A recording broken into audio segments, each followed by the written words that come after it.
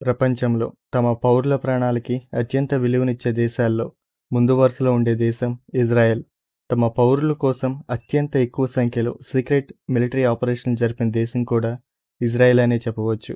ఇలాంటి ఇజ్రాయెల్ తమ 300 మంది సాధారణ ప్రజల ప్రాణాలను తీసిన తీవ్రవాదుల మీద ప్రపంచం ఇంతవరకు చూడని అతిపెద్ద మిలిటరీ కౌంటర్ టెర్రరిజం ఆపరేషన్ చేసింది. అదే ఆపరేషన్ డిఫెన్స్ షీల్డ్. ఈ ఆపరేషన్ని ఇజ్రాయెల్ మార్చి 29, 2002 నుండి మే 10 వరకు కొనసాగించింది. నిజం చెప్పాలంటే ఈ ఆపరేషన్ ఈ రోజు కూడా జరుగుతుందని చెప్పొచ్చు. ఆపరేషన్ డిఫెన్సివ్ షీల్డ్ మొదలుపెట్టడానికి గల కారణాలు చూస్తే, సెప్టెంబర్ 2000 సంవత్సరంలో పాలస్తీనియన్ ఉగ్రవాదులు సెకండ్ ఇంటిఫాడా అనే పేరుతో వెస్ట్ బ్యాంక్, గాజా స్ట్రిప్ ప్రాంతాల్లో ఇజ్రాయిలీ పౌరుల్ని లక్ష్యంగా చేసుకుని sniper attacks, IED bombs, suicide బాంబింగ్తో సాధారణ ప్రజల ప్రాణాలు తీయడం మొదలుపెట్టారు. జూన్ 2001లో టెల్ అవీవ్లోని డాల్ఫినేరియం డిస్కోటెక్లో పాలస్తీనియన్ ఉగ్రవాదులు సూసైడ్ బాంబ్తో 21 మంది ఇజ్రాయెలీ టీనేజర్స్ని చంపారు. అంతేకాదు, అదే సంవత్సరం జెరూసలంలోని సెబారో పిజ్జా షాప్ దగ్గర మరో సూసైడ్ బాంబ్తో 15 మందిని చంపారు. 2002 మార్చి అయితే ఇజ్రాయెల్కి బ్లాక్ మార్చిగా అభివర్ణిస్తారు. ఎందుకంటే ఈ ఒక్క నెలలోనే ఇంచుమించు 15 సూసైడ్ బాంబ్స్ అటాక్స్ జరిగాయి. ఇలా 2000 సంవత్సరం నుండి 2002 వరకు 300 పైగా ఇజ్రాయలీ పౌరుల్ని ఈ పాలస్తీనియన్ ఉగ్రవాదులు చంపారు. ఇన్ని చేసిన ఇజ్రాయెల్ వాళ్ళ ఫిలాసఫీ అయిన కౌంటర్ టెర్రరిజం ఆపరేషన్ విధానాన్ని పక్కన పెట్టి మరీ పాలస్తీనియన్ మీద ఓన్లీ ఫినాన్షియల్ శాంక్షన్స్ మాత్రమే పెట్టింది. దీనికి కూడా ఒక రీజన్ ఉంది.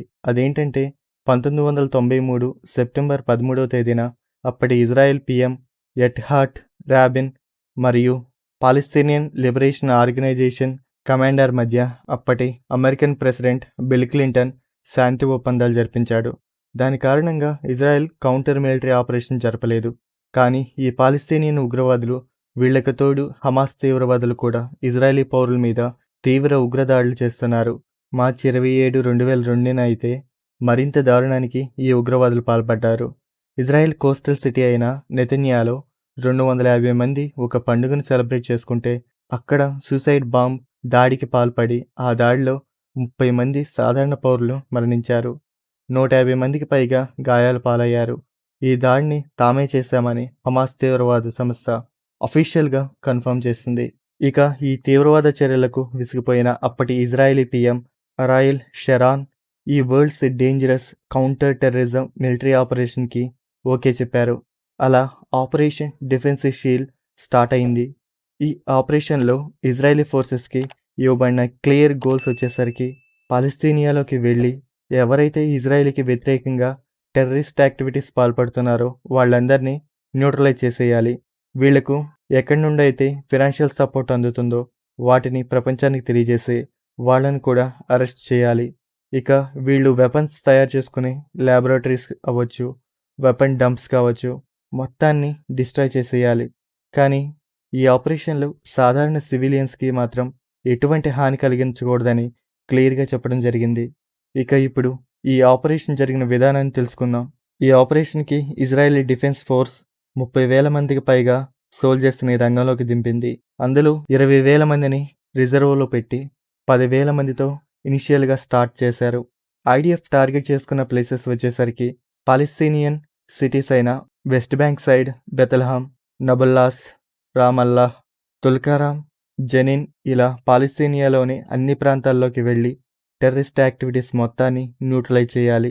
దీనికోసం ఐడిఎఫ్ ఇన్ఫెంట్రీ, ఆర్టిలరీ సపోర్ట్గా ఎయిర్ ఫోర్సెస్ని కూడా యూజ్ చేసుకోవచ్చు. వీళ్ళు ప్లాన్ వచ్చేసరికి ముందుగా హెవీ ఆర్టిలరీ అండ్ ఎయిర్ ఫోర్సెస్తో వీళ్ళు అనుకున్న పాలస్తీనియన్ ఏరియాల్ని పూర్తిగా సరౌండ్ చేసి infantry soldiers house to house survey చేస్తూ ఆపరేషన్ని కొనసాగించాలి. ఇలా అయితే కామన్ సివిలియన్స్కి ఎటువంటి హాని కలగకుండా చూడగలమని ఐడిఎఫ్ భావించింది. అందుకే ఈ operation world's dangerous counter terrorism military యాక్షన్గా నిలిచింది. ఇక వీళ్ళు అనుకున్నట్లు ప్లాన్ ఆఫ్ యాక్షన్ని స్టార్ట్ చేసేశారు. మనం ఈ వీడియోలో మేజర్గా మిలిటరీ యాక్షన్స్ జరిగిన ప్లేసెస్ గురించి మాట్లాడుకుందాం. ముందుగా రామల్లాలోని ప్లాన్ ఆఫ్ యాక్షన్ని గమనిస్తే, ఫస్ట్ ఇజ్రాయెలీ ముసాద్ స్పై ఏజెంట్స్ ద్వారా ఒక స్ట్రింగ్ ఆపరేషన్ చేసింది. ఇక్కడ రామల్లాలోని పాలస్తీనియన్ ఆర్మీ చైర్మన్ అయిన యాసర్ అరఫత్ హెడ్ క్వార్టర్స్లోకి వెళ్ళి అక్కడ ఉన్న అఫీషియల్ డాక్యుమెంట్స్ని బయటికి తీసుకురావటం. అనుకున్నట్లుగానే ముసాద్ ఏజెంట్ హెడ్ క్వార్టర్ లోపలికి వెళ్ళి పాలస్తీనియన్ గవర్నమెంట్ సాధారణ ప్రజల ప్రజాధనాన్ని ఉగ్రవాద సంస్థలకు ఎలా ఫండింగ్గా ఇస్తున్నారో, ముఖ్యంగా ఆల్ అక్వాసా మార్ట్రైస్ బ్రిగేడియకు, అరబిక్ బ్యాంక్స్ ద్వారా హమాస్ మరియు పాలస్తీనియన్ ఇస్లామిక్ జిహాద్ గ్రూప్కు ఎలా ఫండింగ్ వెళ్తుందో మొత్తం ప్రపంచ దేశాలకు తెలియజేసింది ఐడిఎఫ్. ఈ మొసాద్ స్ట్రింగ్ ఆపరేషన్ చేసింది ఒక లేడీ ఆఫీసర్. ఇక ఏప్రిల్ 2వ తేదీన ఐడిఎఫ్ ఈ పిఎస్ఎఫ్ హెడ్ క్వార్టర్ని, రహమల్లాలోని మిగతా ఏరియాలని మిలిటరీ యాక్షన్ చేసి వందల మంది హెవీ ఆయుధాలు కలిగిన తీవ్రవాదుల్ని, పాలస్తీనియన్ పోలీస్ ఆఫీసర్స్ని, పాలస్తీనియన్ అండర్ కవర్ ఇంటెలిజెన్సీ డాక్యుమెంట్స్ని, మిగతా అఫీషియల్ డాక్యుమెంట్స్ అన్నిటిని కూడా సీజ్ చేసింది ఐడిఎఫ్.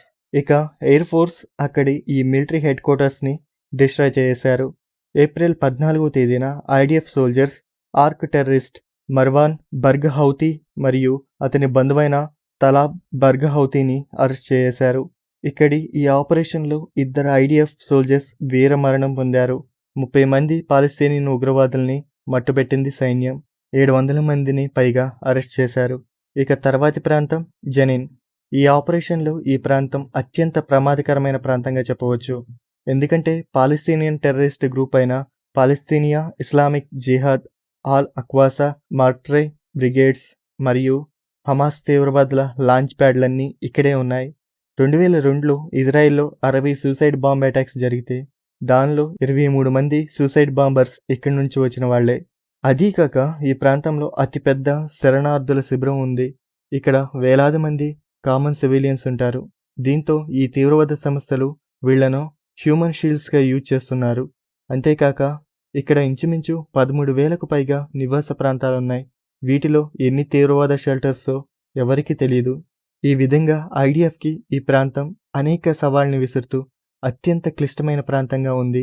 ఈ ప్లేస్లో ఆపరేషన్కి 1000 మంది సైనికులు రంగంలోకి దిగారు. వీళ్లలో regular and reserve infantry men, special forces, arm combat engineers కాంబినేషన్లో విడిపోయి ఈ ఆపరేషన్ చేశారు. ఏప్రిల్ 2వ తేదీన జెనిన్ రిఫ్యూజీ క్యాంప్ని చుట్టుముట్టింది ఐడిఎఫ్. వెస్ట్ బ్యాంక్ మిగతా ఏరియాల్లో ఐడిఎఫ్ ఎయిర్ అటాక్స్ చేసి తొందరగానే పని పూర్తి చేసింది. ఇక్కడ మాత్రం పరిస్థితి పూర్తి విరుద్ధంగా ఉంది. ఈ క్యాంపులోనూ చుట్టుపక్కల మొత్తం జెన్నిస్ సిటీస్లో 200 మంది పైగా తమ శరీరాలకు హెవీ బాంబ్స్ని చుట్టుకుని ఉన్నారు. ఇస్లామిక్ జిహాద్ తీవ్రవాది తాబత్ మర్దవానీ స్టేట్మెంట్ ప్రకారం ఈ క్యాంప్ చుట్టూ 1000 నుండి 2000కు పైగా బాంబ్ ట్రాప్స్ ఉన్నాయని, వీటి కెపాసిటీ ఒక్కోటి 100 kgs పైగా ఉంటుందని, దీని ద్వారా ఒక మిలిటరీ ట్యాంక్నైనా ఈజీగా డిస్ట్రాయ్ చేసేయవచ్చని చెప్పాడు. ఇక ఐడిఎఫ్ ఆర్మీ బుల్డోజర్స్ని పంపించి జెనిన్ మెయిన్ స్ట్రీట్స్లోని 124 పైగా బాంబ్స్ని డిఫ్యూజ్ చేశారు. IDF chief of staff Shaul Mofaz అయితే ఏప్రిల్ 6 కల్లా జెనిన్లో ఆపరేషన్ క్లియర్ చేస్తామని ఆపరేషన్ స్టార్ట్ అవ్వకముందే చెప్పారు. కానీ ఆపరేషన్ స్టార్ట్ అయిన తర్వాత పరిస్థితి వేరుగా ఉంది. ఎయిర్ స్ట్రైక్ చేయడానికి వెనకాడింది ఐడిఎఫ్. ఎందుకంటే ఎయిర్ స్ట్రైక్ చేస్తే కామన్ సివిలియన్స్ కూడా చనిపోయే ప్రమాదం ఉంది. ఏప్రిల్ 5 వరకు జెనిన్ రిఫ్యూజీ క్యాంప్ మీద పాలస్తీనియన్ తీవ్రవాదులకే పట్టు బాగా ఉంది. అప్పటికే ఈ క్యాంప్స్ దగ్గర 7 ఐడిఎఫ్ సోల్జర్స్ వీరమరణం పొందారు. చాలామంది గాయాల పాలయ్యారు. అదీకాక హౌస్ టు హౌస్ ఫైటింగ్ కూడా ఐడిఎఫ్కి చాలా కష్టమైపోయింది. ఇంతలో గలానీ బెటాలియన్ కమాండర్ ఆఫర్ బుర్కీస్ ఒక మెథడ్ని డెవలప్ చేశారు. అదేంటంటే ఆర్మీ బుల్డోజర్స్తో ప్రతి ఇంటి కార్నర్లో హోల్ చేసి కామన్ సివిలియన్ ఎవరైతే ఆ ఇంట్లో ఉంటారో ఆ హోల్ నుండి బయటకు వచ్చేయాలని ఐడిఎఫ్ సోల్జర్స్ అనౌన్స్మెంట్ చేస్తారు. కామన్ సివిలియన్ బయటకు వచ్చేసేసిన తర్వాత ఆ ఇంటి మొత్తాన్ని ఒక్కసారిగా బ్లాస్ట్ చేసేయాలి. ఇదంతా ర్యాపిడ్గా జరిగిపోవాలని ఈ మెథడ్ సారాంశం. ఈ మెథడ్ని అనుసరించడంతో ఐడిఎఫ్ ఈ ఆపరేషన్లో బెటర్ పొజిషన్కి వెళ్లారు. కానీ ఏప్రిల్ 9వ తేదీన ఈ తీవ్రవాదులు పన్నిన ట్రాప్లో ఐడిఎఫ్ సోల్జర్స్ ఇరుక్కొని 13 మంది ఐడిఎఫ్ సోల్జర్స్ వీరమరణం పొందారు. 1982 లెబనాన్ వార్ తర్వాత ఒకే రోజు ఇంతమంది ఐడిఎఫ్ సోల్జర్స్ మరణించడం ఇదే మొదటిసారి. ఈ ట్రాప్లో మరణించిన వీర జవాన్లో 3 బాడీస్ని ఈ తీవ్రవాదులు వాళ్లతో తీసుకువెళ్ళిపోయారు. ఈ బాడీస్ని మరలా వెనక్కి తీసుకురావడానికి elite Shahed 13 command unit special operation చేసి ఆ 3 సోల్జర్స్ బాడీస్ని సేఫ్గా వెనక్కి తీసుకొచ్చేశారు. ఇక ఐడిఎఫ్ మొత్తం ప్లేస్ని కార్నర్ చేసి ప్రతి బిల్డింగ్ని హెవీగా డిస్ట్రాయ్ చేయడం మొదలుపెట్టేశారు. ఏప్రిల్ 11 మార్నింగ్ 7 కల్లా పాలస్తీనియన్స్ సరెండర్ అవడం మొదలుపెట్టారు. జకారియా జుబైదీ అనే తీవ్రవాద నాయకుడు మాత్రం సరెండర్ అవ్వకుండా ఎస్కేప్ అయ్యాడు. మిగతా వాళ్ళంతా సరెండర్ అయిపోయారు. ఏప్రిల్ 14న ఐడిఎఫ్ చంపేసిన ఈ పాలస్తీనియన్ తీవ్రవాదుల బాడీస్ని ఇజ్రాయెల్ సుప్రీంకోర్టు ఆ దేశంలోని క్యాంప్కి బయట బరైల్ చేయాలని ఆర్డర్ పాస్ చేసింది. ఏప్రిల్ 18 నుండి ఏప్రిల్ 24 మధ్య జెనిన్ పూర్తిగా క్లియర్ అయిపోయిందని ఐడిఎఫ్ తెలియజేసింది.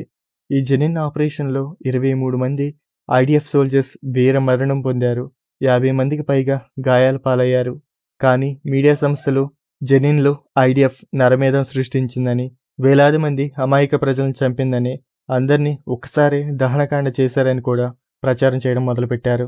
కానీ యుఎన్ఓ 52 నుండి 56 మంది వరకు మాత్రమే పాలస్తీనియన్లు మరణించినట్లు ప్రకటించింది. ఫ్రెండ్స్, మిగతా బెత్లెహం, నుబల్లా ప్రాంతాల్లో కూడా హెవీ మిలిటరీ యాక్షన్ జరిగింది. సో దీని గురించి మనం నెక్స్ట్ పార్ట్లో తెలుసుకుందాం. మీకు ఈ వీడియో నచ్చినట్లయితే లైక్ చేసి షేర్ చేయండి. మీ అభిప్రాయాల్ని తప్పక కామెంట్ రూపంలో తెలియజేయండి. మా ఈ ఛానల్ని సబ్స్క్రైబ్ చేసుకోండి. Thank you for watching. జై హింద్.